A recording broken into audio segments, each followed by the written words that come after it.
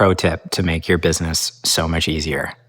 There are so many people on your journey as an entrepreneur who are going to give you feedback. So many people.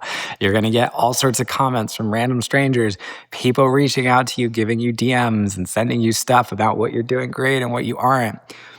My rule of thumb is I listen to feedback from people who buy from me, and everybody else I'm not interested in. The truth is I'm not for everyone. And there are things that resonate for some people that aren't going to resonate for other people. And I could spend all of my time trying to please the people who are never going to pay me money. And that is a recipe for a lot of frustration in business. Or you can say, okay, you know what? I'm not going to make everyone happy. I'm going to focus on the people who have chosen to step into my space, and I'm going to co-create, excuse me, the best possible experience for them. Like, how can I tap into what's working for them and what's feeling aligned for them?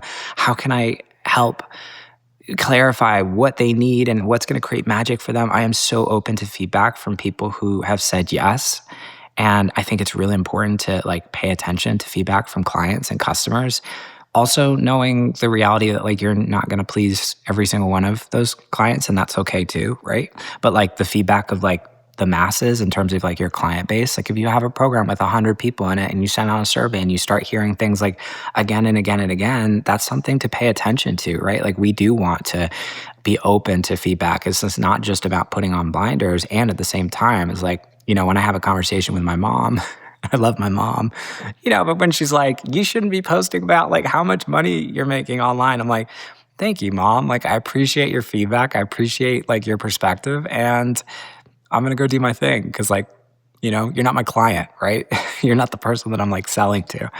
So super important just to just remember that. And it makes the journey so much easier. The other thing is man, when you start a business, when you're growing a business, you're going to get all sorts of advice from people all around you, your friends, your colleagues, people you know, your family. And my rule for feedback around people who are around me, just around my business, is I will listen to you if you have built the thing that I'm trying to create. So if I'm scaling my business to 7 figures and you're a 7-figure entrepreneur, or you're an 8-figure entrepreneur, or you're someone who has been, building businesses and has experience that I don't have, or has just been doing something in a different way than I have, and you've created the level of success that I aspire to create in my own life, awesome. Bring it on. I am so open. I want to hear from you. What's worked? What doesn't? Help me learn. And you're like Aunt Bertha at the Thanksgiving, dinner table, who's you know what you need to do in your business? You need to forget about marketing. You should be doing the yellow pages. Whatever happened to marketing in the yellow pages? That's the place you get real clients. And you're oh, okay, Aunt Bertha, thanks for the guidance. Let me completely change my marketing strategy now. Probably not a great idea, right? So this will also save you so much frustration, listening to people who have been to where you're trying to go, and listening to clients straight up. That is where your focus is.